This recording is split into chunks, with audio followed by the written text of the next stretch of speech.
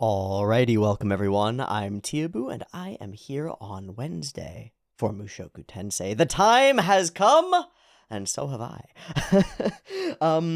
It is Wednesday, July 12th, and that means that if you are seeing this in your YouTube feed on a day that is other than Wednesday, July 12th, you could have gotten this video at least a week early. So check out the Patreon down below. $1 gets you early access to everything, as well as access to Discord to talk about things, and the ability to vote on future polls, with this one as a bit of an exception because I chose this show on my own, for maybe obvious reasons. 6 months ago, we left Rudius as he pulled himself out of a rather depressed state of being, a malaise, if you will, and got himself going, marching toward the unknown, toward, well, something of a dream of a mother who's still lost, something of a memory of care and love, and something worth fighting for and protecting. Gets him to stir up from his familiar, peaceful, warm bed and step outside into the blinding light of day to face reality. Rudy lost a lot of stuff, at least as he sees it at the end of the last couple of episodes. Our adventuring party is split up. Ruijerd has taken his own path in order to seek what? Not forgiveness, but to change the reputation of the Spurred on his own. Having been shown the way by Rudy, he does what of course he thinks he should do, and says, now, you don't have to worry about me. I won't be a burden to you anymore. You've given me the first step, Rudy. On you go. And has no idea what he's taking away from Rudius as he does. How much that little boy, who's still a little boy, has come to rely on him. Eris, left for her own reasons, and in possibly the most painful way that could possibly ever happen. Rudy got a little bit cocky. He started to get everything that he wanted, and then, in a blink, it all slips away from him and is all gone. He re-enters the past, this world that's destroyed by circumstances that he didn't really understand. Reunites with people, sees the world in a new way, and then it all falls apart. Slips away from him. He dreams of emptiness, empty halls, burned out fireplaces, dropped chalices, spilled wine, spilled blood, loss and failure to protect, and monsters on the outside, looming, lurking. And in the face of all of that, he finds himself empty, and he feels useless. He feels like a failure. And so while the world rebuilds around him, while all the normal people, the common folk, rebuild and move on, Rudy finds himself stuck in bed, unable and unwilling to move. It's been 6 months since we finished Season 1 of Mushoku Tensei, and it has been a heck of a journey on my side of the camera. In a way that I cannot and don't want to describe in completeness. I'm going to spare you the details because it would take a while. I've already made some videos about it. There's a video called Sorry that details some of it. And if you want more of the story, there are a smattering of things in the Zeta Gundam episodes, and a smattering of things in the Bocchi the Rock episodes, and a whole bunch of the story in the Cyberpunk Edge Runner episodes that show some of what happened. But here's how I'll frame it to you as we move into this next journey, and as I move into my own set of next journeys. I have a new appreciation for how Rudy felt in that bed. I really do. Shortly after we finished Mushoku Tensei Season 1, I began to really push myself in a few different ways, in a few different fields, striving hard, and I went too far in a number of ways, and I have some regrets, and I made some mistakes. So let's lock those down quickly, and I'll just say them quickly.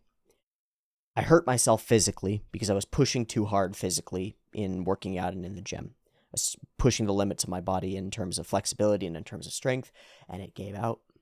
And it's the first time that that's really happened to me. I pulled a lot of the musculature in my side surrounding my ribs, and it caused me a lot of grief and a lot of difficulty breathing and calming myself. I've got a fair toolkit of things that I use to deal with anxiety, which is just a constant part of my life experience. And one of the biggest tools in that toolkit is breath work and breathing. And with my breathing restricted, I was unable to do that. So I found myself abso-fucking-lutely physically miserable. At the same time, I received an inordinate number of copyright strikes at the same time, all from the same company, all for the same show, for Oyasumi Pun Pun. And because I battled them away and was confident in my ability to battle them down, but because of the number of them and how long it took to battle them down, the channel was out for upwards of a month. And so during that time, I felt useless and worthless and unable to record and unable to do anything. So you can see how that might lead to the same kind of a feeling. And then, at the same time, I began to become very afraid. I mean, very, very genuinely afraid. Well, a part of it is that I got really cocky. I got confident in my own psychology and my own well-being, and so I stopped taking my antidepressants, and that started to lead to more anxiety and more fear. And I got really afraid because I noticed, and have noticed for a number of years, I noticed a bunch of moles proliferating across my skin. And I thought that I was experiencing the very early stages of melanoma. And so I insisted to my doctors that I be given an appointment to a dermatologist and go and get biopsies, and went through the whole process of multiple weeks of waiting on those biopsies and waiting on the appointments to go through and all of these things. And it was absolutely terrifying all the way through. Mortal terror, mortal fear is the only way that I can describe it. And I don't know if I can even convey what that's like, but it was not a good time. And you combine that with unable to calm yourself and unable to breathe and not working out properly and sort of falling apart and staying inside too much and not getting enough sun and not getting any sun because you're scared that you're getting skin cancer and dying. And then you combine in with that I was using LSD more than I should have. Yeah, a lot of things spiraled me out of control a number of months ago. And I found myself dropping into a pit. And the funny thing is that I asked for it. I actually directly asked for it in the Cyberpunk Edge Runners videos. I exactly asked for it. I asked for the world to hit me. Give me its worst shot. Give me the worst you got. Make it hurt. And I'll overcome it and become stronger. Man, I did not know what I was asking for. But I spent a couple of months down there at the bottom in the darkness, getting to know it again. Remembering what it's like to feel like absolute shit. To feel like human garbage. To feel worthless. To feel like you're not capable of doing the things you set yourself out to do. To feel like a liar who can't fulfill your own promises. To feel like a failure who can't do anything. To feel like a fool who has broken himself, and it's all his fault. To feel like a fool who asked for a beatdown and then is whimpering in the corner because he got a fucking beatdown. Wasn't a good time. Hasn't been a good time. Still isn't really a great time. It's still pretty rough. Pretty much every day I go through some degree of that kind of a battle. I wake up and I'm in bed, and man, the desire to get up and not be dead isn't always that strong. The desire to just is sometimes stronger. That's a hell of a thing. That's a hell of a thing.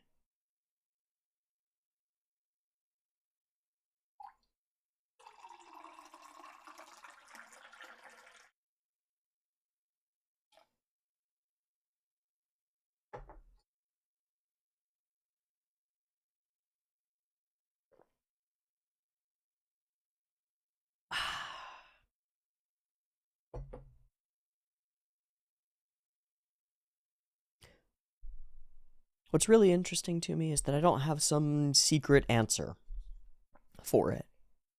Which is weird, because, well, I'm not laying in bed dying right now, right? I'm standing up here and doing a thing, and it's a productive thing, and I'm looking forward to it, and I'm really excited for it. But I don't have a secret from how to get from there to here. I'm not even sure how I did. It just sort of happened. I kept trying.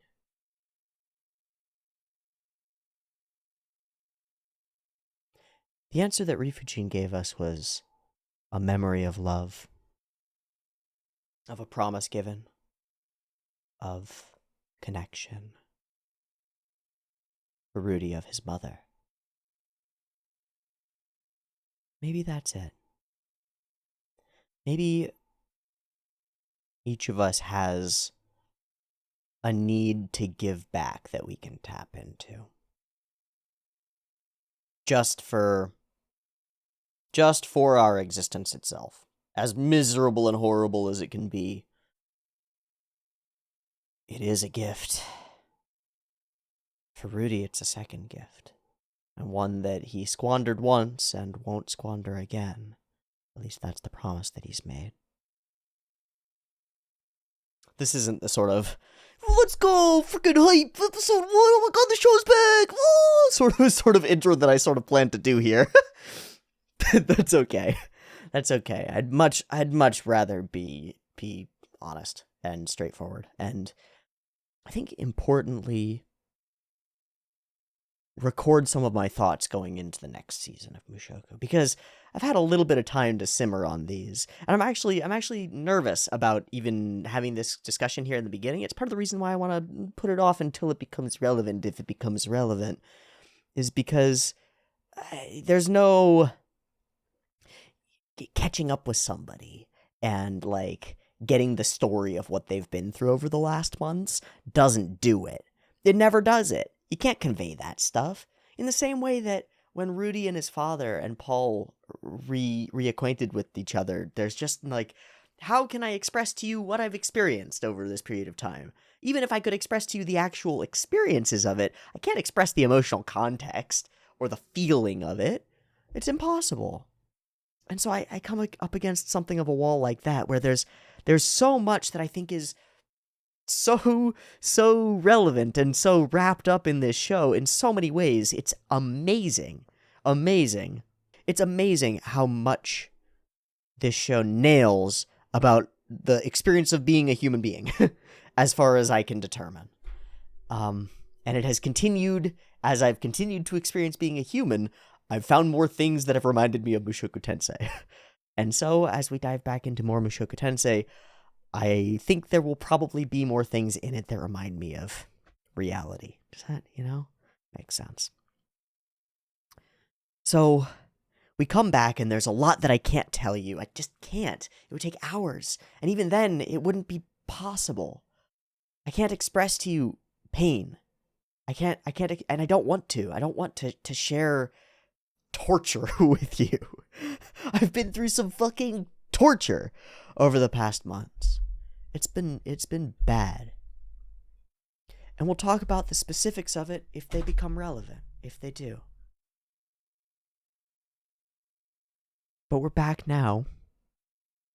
We're ready for it. Things change and things remain the same.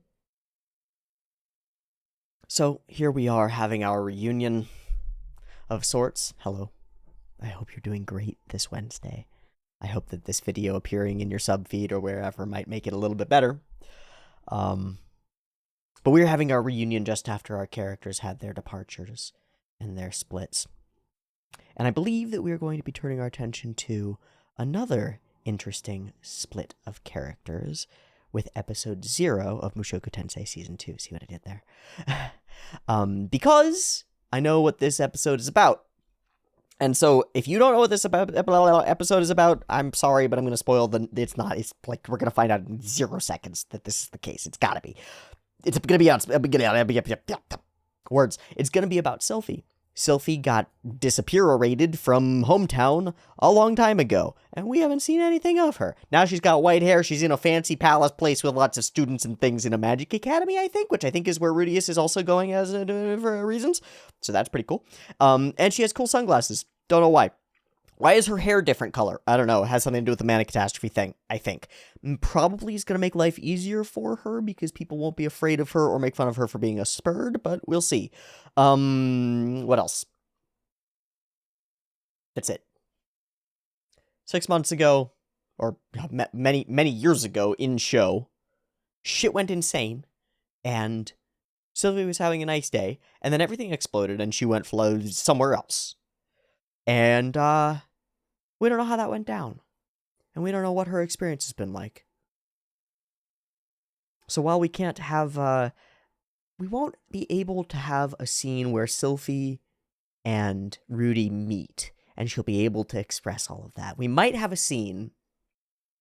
See, this is what I would build to. We might have a scene where we've actually experienced the context with Sylphie, and we've actually experienced the context with Rudy, and we have both sides of their stories, and we see them meet and interact and find themselves unable to express those things to each other because of the distance between them.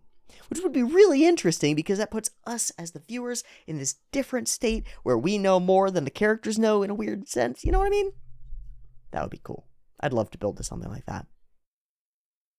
But more than anything,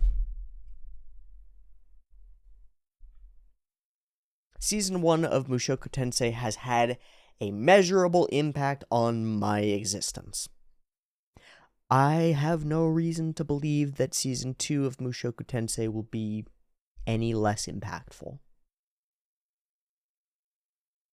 Rifujin has been capable of pointing out and shaking the dust off of really interesting, sort of timeless, sort of universal aspects of human being.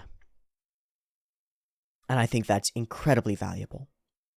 And so, I'm here once again to dive in and unpack what we can, but also to experience, to apply, to learn, to love, to hate maybe,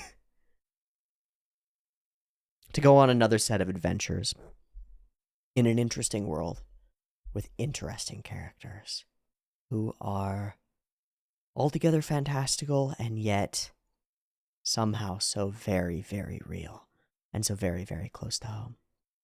Another adventure awaits, and the alternative is to sit around doing nothing, so here we go.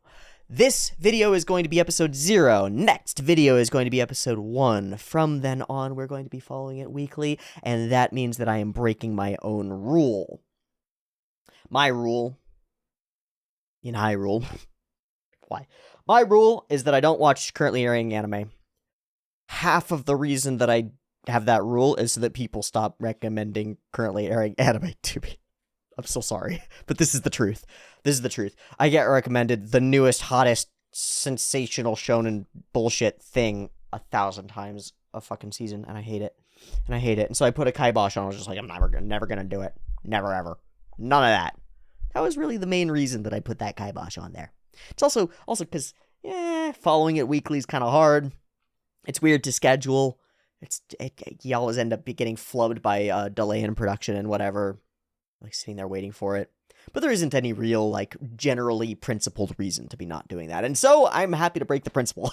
Happy to break the principle and to watch this as it comes out. Because, man, I've been craving Mushoku Tensei. I really have. And I can't wait to dive back into this world, reacquaint myself with these characters, and experience everything that this world has to offer. So let's do it. I've got episode 0 of Mushoku Tensei Season 2.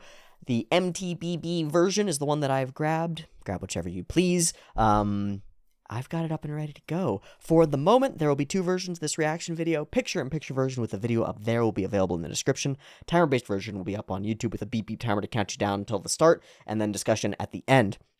Early access is on Patreon. Cannot emphasize this enough.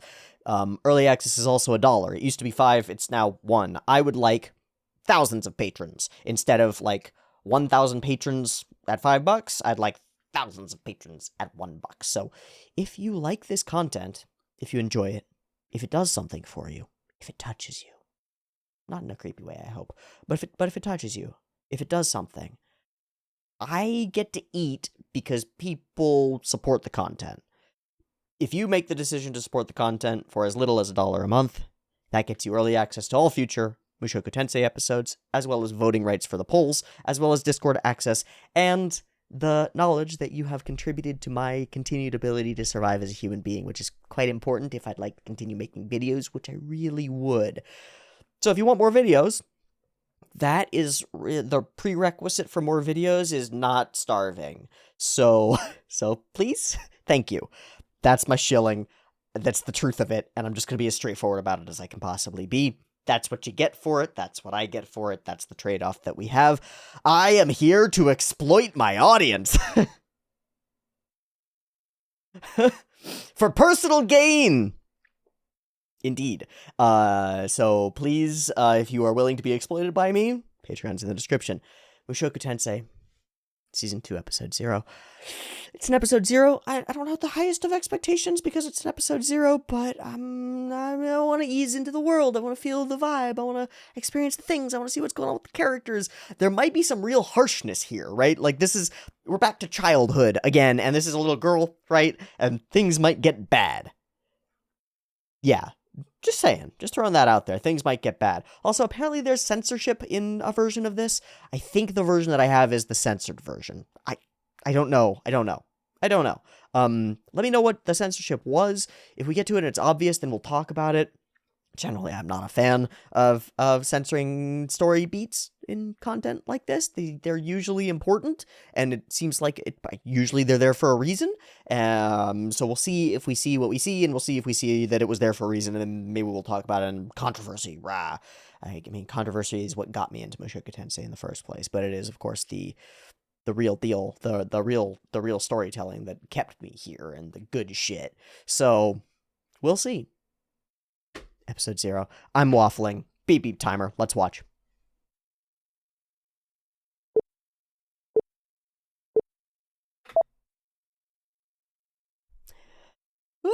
Flowers.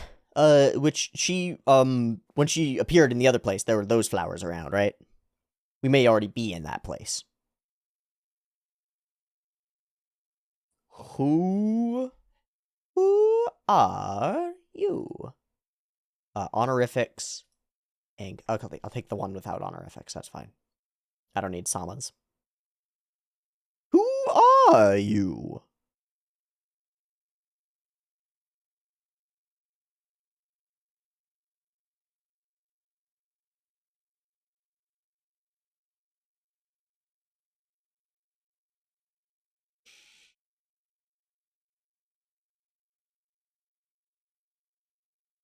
Okay, that's an interesting start. That wasn't his mom, right? Whoosh, whoosh. Oh, are we in City Place? Where are we? Nope. Hi, Sylphie. It's a tiny green girl.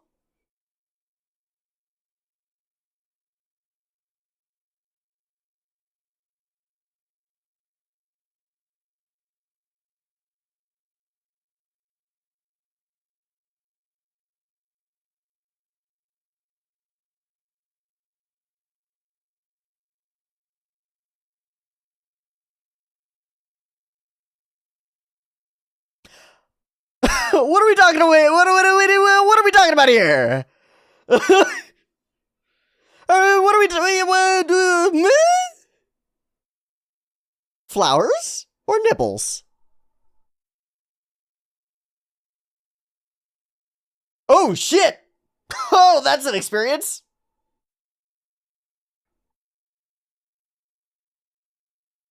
Arieru.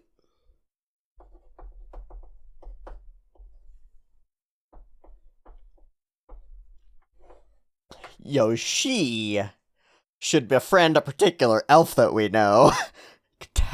Tell you everything you want to know. Yeah, that doesn't mean you won't. We've seen struggles before. A quiet life. Kira Yoshikage. I hear something. It sounds like a tiny child falling from the sky.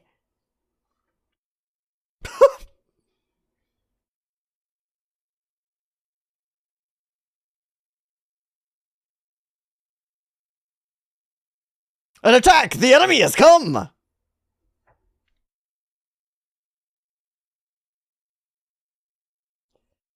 Oh? Huh? Oh. Giant monster. Is she gonna land on it? So her hair changes there. Is it, and it's as she's using magic? Claim the crown?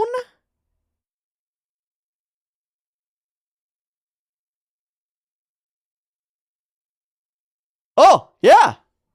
Land right on top of it completely. That rotating shot was great. And the flowers go everywhere, and the tiny child drops out of nowhere, and the boar is slain, I guess.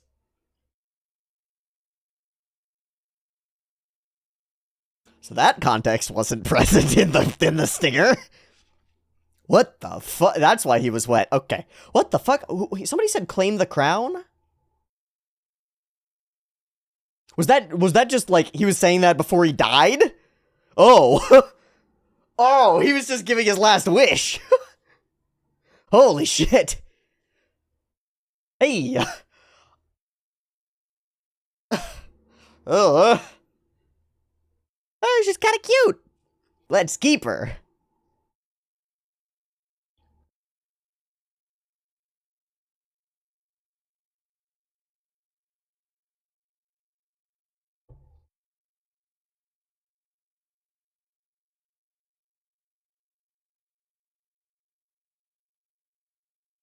Yeah, weird.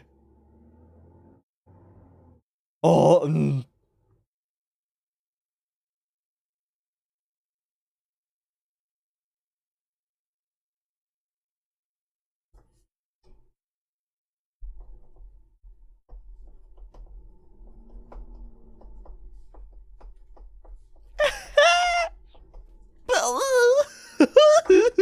How did you get here? I was flying. First I wasn't.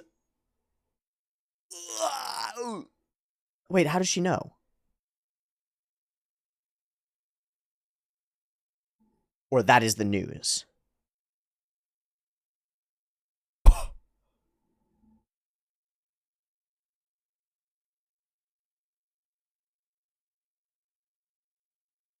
Oh.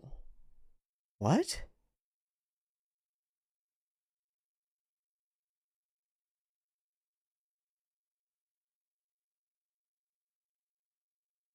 If you don this? Is it symbolic?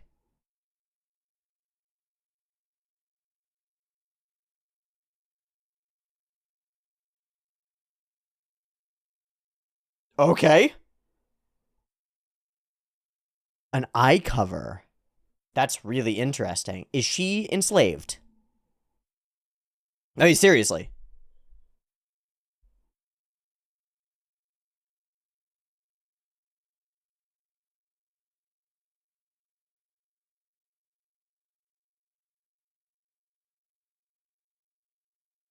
Fitsu.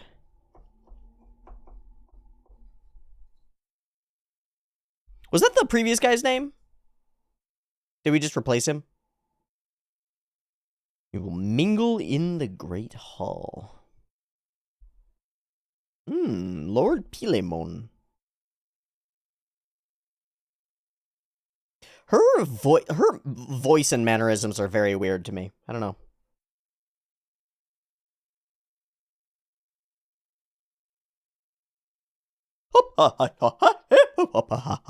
Sorry, sorry. Oh, see, this is very familiar, right? It's interesting. Gokikenyo? Oh, high society. Oh. Why is that guy familiar?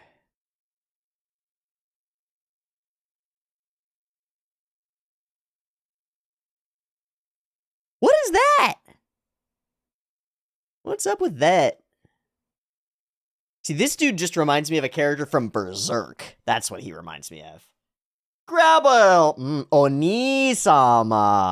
Oh, so this is one of the brethren. Gotcha.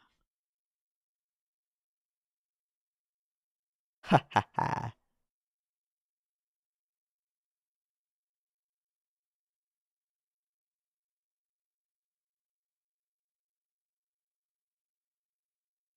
Oh, what fucking bullshit play is this?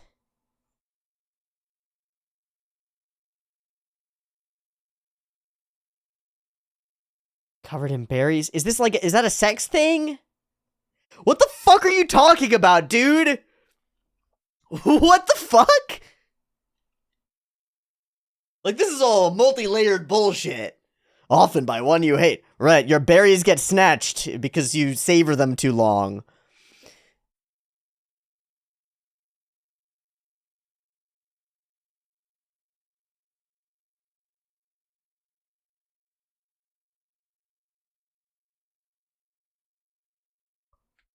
It's totally power politics, but I don't know what the fuck is happening. Right, you won't be a leader or anything, yada yada. Don't get in my way. Oh. Oh. Yeah. His name. She is under...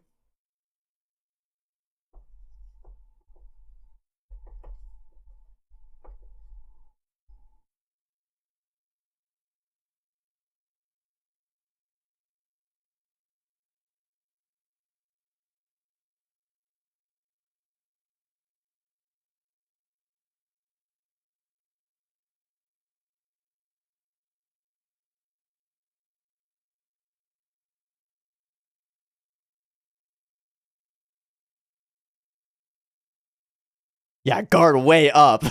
Way up. Oh. That's a warp. Brrr. Pretty familiar, eh? After what Princess Ariel suffered. But look at his spectacles. What the fuck?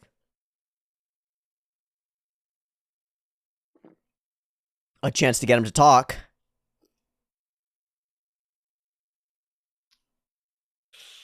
Uh-oh. Yeah, that's so familiar. What are you gonna say? You say sorry? You break character if you say sorry. Sorry. Oh my god. Alright, she's clever. She's clever.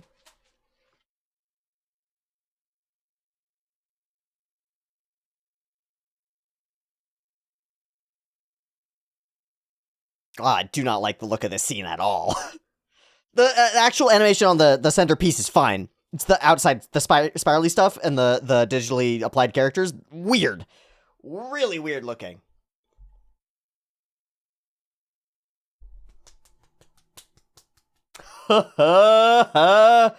Wow.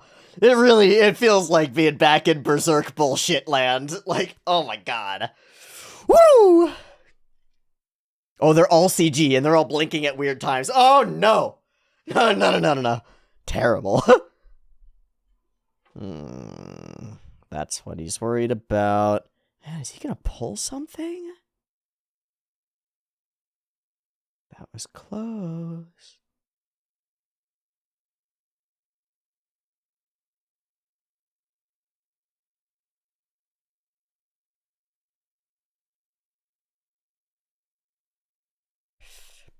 Okay.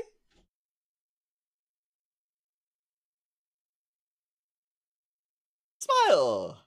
Yay! What could go wrong? Oh, it's not a thing that you should ask. A lot could go wrong.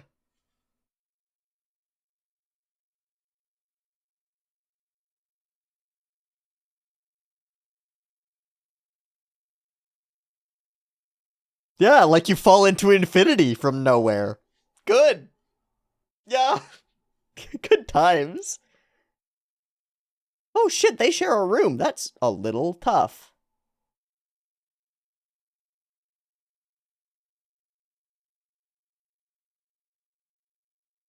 She is making plays for the crown. So that's what he meant when he said, seize the crown. And some cleverness. Yeah.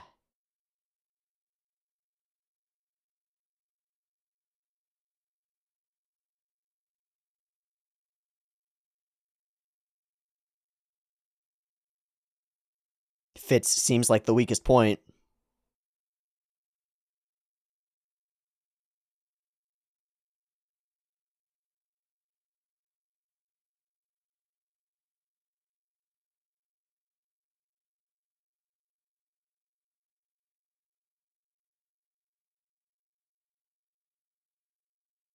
Mind the backbiting rabble. Mind the backbiting rabble. Sometimes they have daggers.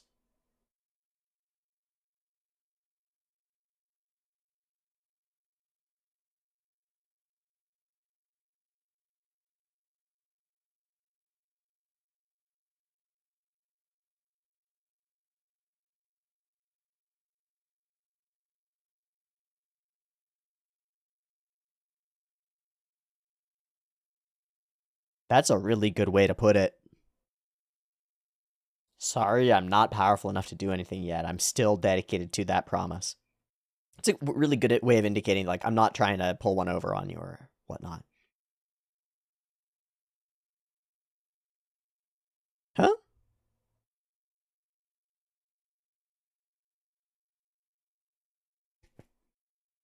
Huh? Sorry.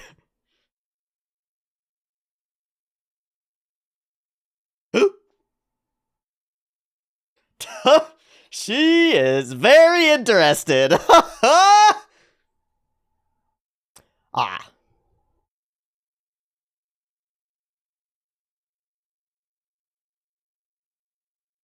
Oh my god, this is Macbeth. This is Macbeth. Wait, no, it's not Macbeth. It's Hamlet. Yeah.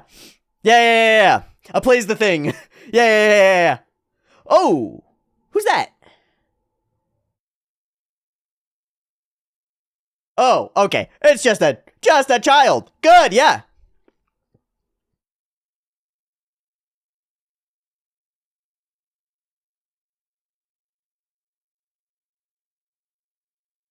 I believe this is the censored scene. I believe that scene that we just held was the censored scene. Because we just held it. I'll bet that was it. Alright, blood on the hands, a coup d'etat. Interesting.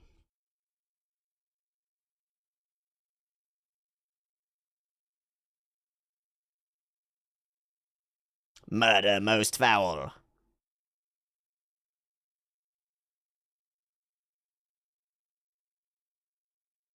That's a weird way to put it. Darius. His name is Grabble. Gross. You gotta love parents who are, like, on point with their naming shit. Okay, what's going on here? I feel like it's not actually what I'm thinking that it is. Hip hop. Oh, familiar. What a framing. Fuck you. Fuck you, show.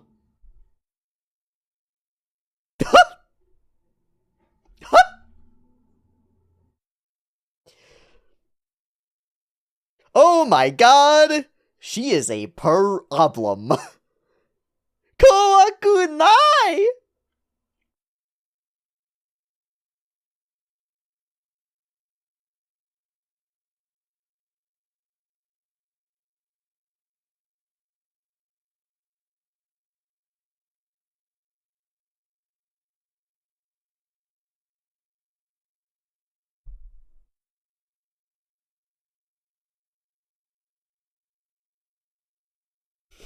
What the fuck?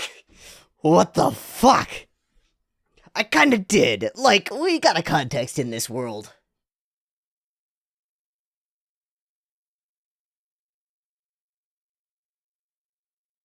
+1 not a rapist points?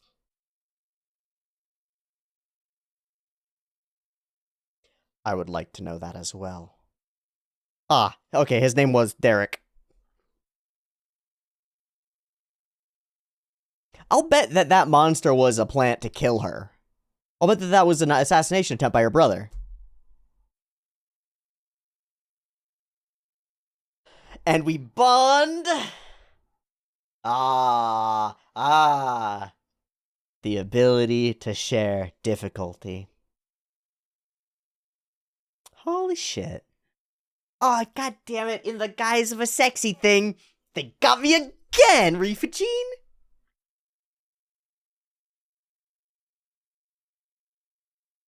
Oh, don't make promises you might not be able to keep! Cute.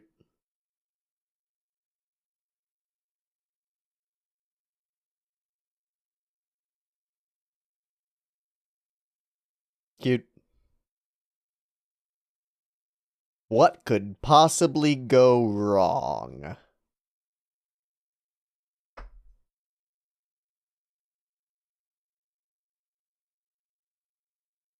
Aww.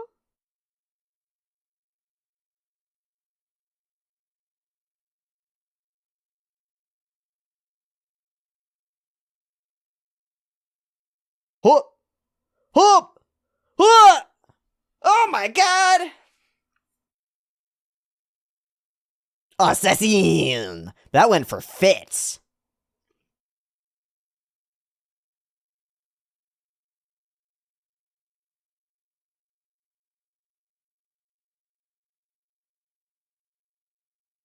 Skilled at fighting mages, too. So, this is the move that Darius talked about.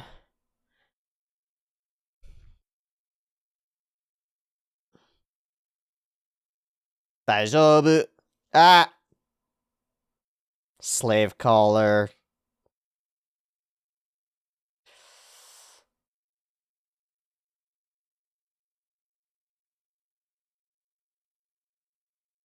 I'm not sure exactly what happened there.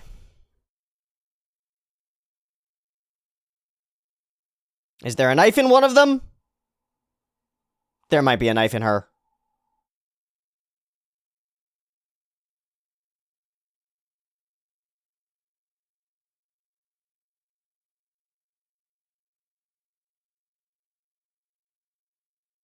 Dreams. Ah, a real name. And as she calls that name... Oh.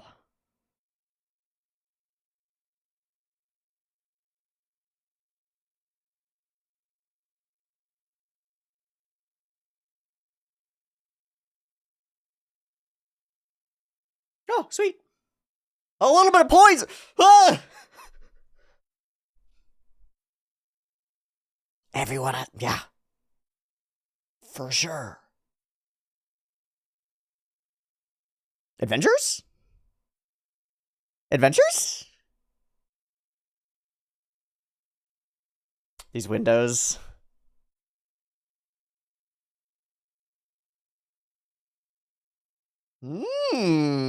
Intersections.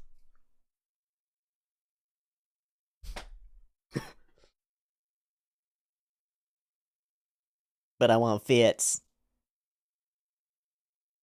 Oh.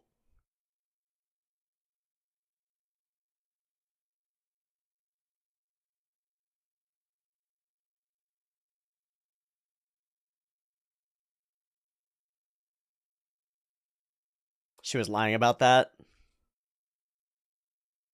No, maybe not. I really have grown to like Ariel!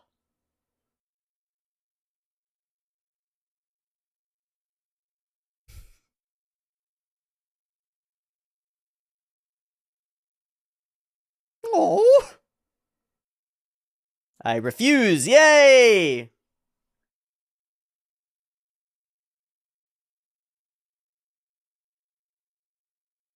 I actually wish they hadn't translated that as Your Highness. She calls her by name, you know?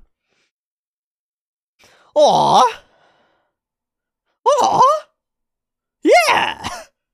That's a pretty shonen protagonisty thing to say, and she chooses to put the glasses on herself.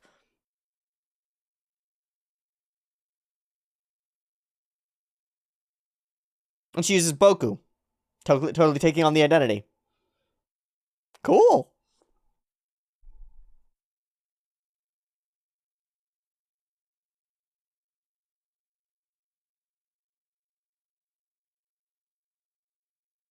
Okay.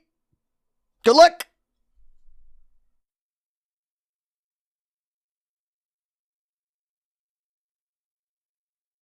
Go for it, Ariel. Oh, looking toward the light. Across through the light. Okay, cool.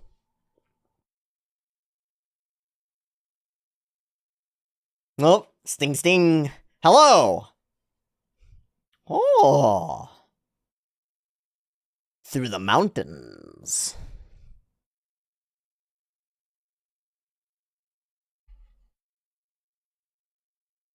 Guardian fits. Oh, I wonder who that could be. Next time, the broken-hearted maid. I wonder. Who might that be wandering around feeling sorry for himself? I've got a suspicion. Hey, it's good to be back. Pretty straightforward. Pretty cool episode. Might be plenty here that might have, far-reaching implications for the future, but it's unclear how those will wrap together for now. I think this is overall a pretty darn good episode, especially to lead back in without applying ourselves to the actual primary plotline main character story thing. This is all going to be relevant. I'm sure we're going to meet Sylphie at some point, or Fitz, whatever she is calling herself at that point. But for now, this is super interesting to get a perspective all the way on the other side of the world and in the distant past. That Sylphie just experienced suddenly falling out of the sky is crazy scary and very interesting. The conversation about nipples is right on the money. I didn't expect to be that straightforward that quickly, but oh boy, we were that straightforward that quickly, and I find it very funny. It's very cute, and it tells us a lot about the character and her dynamic with her guards as we go. We lose Derek. Sorry, Derek. And save her life in the same stroke as this giant pig thing attacks. There is a cool piece of animation as we spin around the giant pig thing. Here. Yeah, it looks really good. The way that we wipe as the different pillars go past, it looks really nice. I like it in general. Overall, I didn't find that the animation quality or even the art quality in this episode was staggering or mind-blowing. So, it's fine. It's a 0th episode. I'm not destroyed by it, but I do hope it picks up a little bit because it would be sad if it didn't. Still, the story elements are more than enough to keep me intrigued all the way through. If you don this and remain at my side, I swear to find your family. She is very straightforward about making promises and has a very interesting way of keeping them and admitting her inability to keep them, which I think is part of what makes her strikingly likable as we move forward. All of the framing in this episode I think is really nice, using curtains to cut characters off, using the windows in the background to create shapes and space and feeling and emotion in the layouts and in the shapes is really solid, I think. All of that stuff is still here. It's just that the actual drawing quality feels either slightly rushed or just maybe it hasn't had as many layers of processing and retouching done. I'm not exactly sure.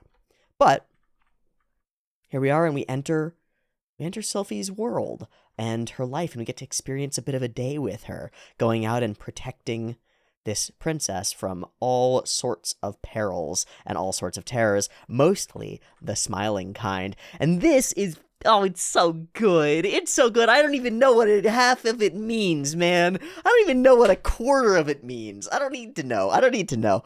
Their, backhanded, between the lines, back and forth bullshit talk is great. It's great. It's super cool, super barbed, and full of venom, and I really like it.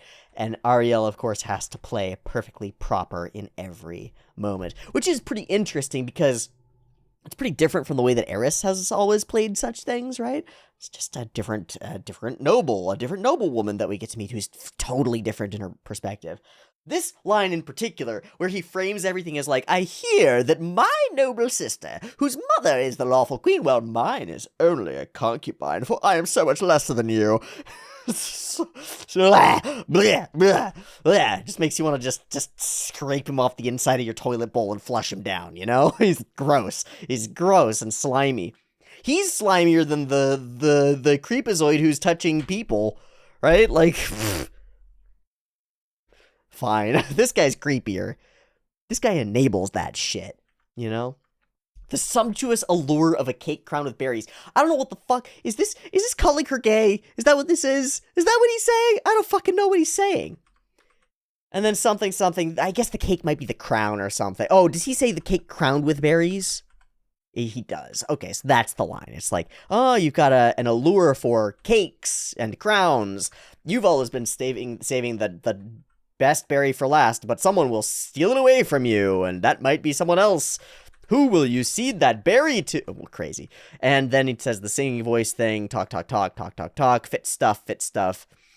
Conversation stuff. Why she's wibbling, I'm not exactly sure. But this sequence is great because this is just exactly relatable to Rudy's life. I think that the like warped angle on the background does a great job here of making everything feel fucked up, making everything feel funky and like it's collapsing in on you. Super cool. Darkened faces, totally expected. And all of this is, everything pushes her to speak when she cannot, and it's tough. And that's part of it, is like, she's unable to speak. She's like, she has to lie throughout all of this. Super interesting. Anyway, singing for distraction makes her very quick thinking, very good. Nightmares. Conversation. Apologies. The play.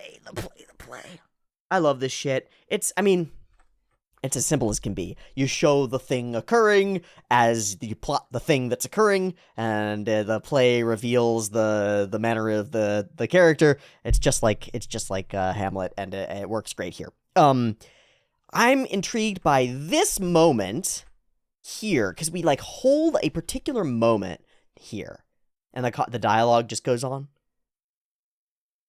The dialogue just continues on for a couple of seconds. It's like wrong. Okay. Every other scene in the episode, every single other scene in the episode is timed properly. Like it's timed to the dialogue that's going on, or it's timed to create a particular emotional flow, or a particular focus, or a particular feeling, or take you from one scene to another scene in a transitionary way that produces a particular feeling. That scene is wrong. And so I will guess with great certainty that is where the censorship was. And probably he grabs this character's butt more. Or maybe chest. I don't fucking know. It's super unclear. Man, that's super interesting. Why? Why censor that? It wouldn't have been egregious, would it? It wouldn't have been, like, upsetting, would it? Really interesting. That's a weird choice. I hope that's not indicative of future choices. I don't know what's coming down the pipeline, but if you start censoring things just because they're a little bit too risque, it might ruin the vibe. Now, it doesn't ruin much here because I think I already get the idea that Darius is a scumbag, and it doesn't need to be sunk in a whole bunch more. I don't care. But I could definitely see some circumstances. At least, I could imagine circumstances from the previous season where that would have totally shredded portions of the story in some meaningful ways. You know, like, geez. The sexual encounters in Mushoku Tensei so far have been absolutely central to a lot of the characterization, a lot of the growth. And they're central to a lot of the criticism that the show gets. But that's very thin criticism most of the time. They're central to the actual arguments that the show is making that are about humans and reality and interactions with other people and sexuality and the way that we treat it and the way that we fetishize it and the way that we think so weirdly of it and the way that we pedestalize it. I mean, Rudy just went through an entire season where all he could think about was getting his rocks off, and then he finally gets it, and that's the loss of the season. It's like he got everything that he ever wanted, and it's nothing. It's just sucks, and he lost everything that he needed. It's part of the story. So playing with censoring those things might miss the mark. Like I don't trust a censorship body to know how the story works. I don't trust any group of people to know how the story works. I don't trust Refugene to know how the story works. I don't trust you. I don't trust the people adapting it. I don't trust fucking anybody. Okay? Right? That's why we gotta preserve art. It's really important to preserve it as is. God, fuck it. Can you imagine? You don't even have to imagine. The iconoclasts did it for hundreds of years. But can you imagine we walked around and we're like, all this religious and historical art from Greece, Rome, and beyond, a couple thousand years of historical art. Bunch of it has nipples showing. We should destroy it all. Because it's got nudity and that's wrong. Right? Yeah, that's wrong. It's wrong. Yeah, deface that painting. Yeah. Tear up all these great works of art and all these statues and stuff. Ridiculous, right? Ridiculous. Absurd. So I really do think that the same sort of idea applies here. I'm not saying that Mushoku Tensei is grand Greek statues, but it is art and it should remain as is. Preserved, if possible. Not fucking censored for petty financial concerns, which is really what's going on, right? That's really why the censorship occurs. It's for petty financial concerns. It's because there's a portion of the audience that might be upset by the airing or production of a show that might have things that they find uncouth in it. Great. And so, out of fear, those things are censored so they can be aired on whichever streaming service.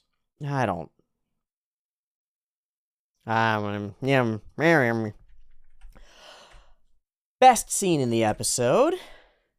Bait and switch. The overly pushy, sexy lesbian girl. Pushy. Super interesting, because this is the kind of thing that the show gets criticized for all the time. I want to get you to know me as well. And then she rolls off of her and tells her that, nope, that's not what I'm going to do. Did you think I'd actually force myself on you? And the answer is, yeah, actually, I totally did think that you were going to force yourself on her. Nobles in this world have some, position of authority, and you've set up this, authority dynamic with the character and all these things, and yeah, it felt like it was going to be some quid pro quo sexual harassment going on here. And it turns out it wasn't. Now, the joke on its own is enough. Jeez, give a girl a heart attack. But, this is interesting because the bait and switch actually shows us that Ariel is aware of that sort of behavior. And is, by satirizing it in her own actions, is demonstrating that she is not that. That's pretty cool. It ends up working for me in an interesting way. But what really works for me is the switch here, where she lets that fall and reveals her real reason for inviting Sylphie to bed. She, too, is afraid. She, too, has experienced difficult things. She, too, has experienced hardship. And her line is just perfect. I can't know your suffering, but I, too, experienced hardship that day. And so maybe we can connect and comfort each other on that regardless, even if we can't convey to one another what we've experienced. At least we can connect and commune, maybe just by sharing space, maybe just by sharing air and time. It's okay. It's okay to struggle.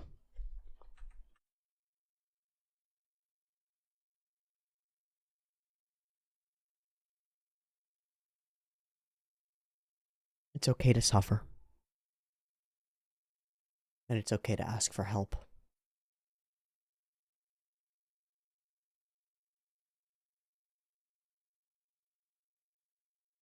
So that ends up being very cute, I think. And then the lead into a fight. You got something worth protecting? She looks herself in the eye in the mirror and decides that she will, to some real extent. And then it is under threat. An assassin appears, and it is a tiny girl thing with a giant knife thing, and it's weird. Kablast! The fight is cool. There's a lot of throwing magic at person and her cutting it with a knife dagger. And then I'm unclear what the exact, last moment here was, but she gets her hands in there and hits her with a big bakoom, and I think that might cause some damage to the ribcage. Bye! And a princess is saved. Through your dedication, Fitz. Good job. Our characters make to move out and begin their own journey. across this landscape to make new allies and friends. And I have a sneaking suspicion that they might come in contact with some familiar characters. Maybe Rudy himself, but maybe others. Maybe they'll meet Ruijerd out there in the wild. Or Eris as she adventures around in the mountains killing wild beasts. Who knows what adventures lie in store for Sylphie and Ariel and Luke? I have a feeling we'll find out soon enough. But for now, that is episode 0 of Mushoku Tensei. I hope you've enjoyed it, and I hope to catch you next time for the next episode. I am going to stop this recording and immediately start recording episode 1. So, if you see this video up on the YouTube, episode 1 is available on the Patreon. Check it out, it's linked in the description. See you there. See you next week for the next episode, or this week if you get it via the Patreon. Much love. We embark on the journey once more. It begins again. Here we go. Come along with me, and we'll see what Mushoku Tensei has to offer us this season. To a whole new world we go, and away. Peace!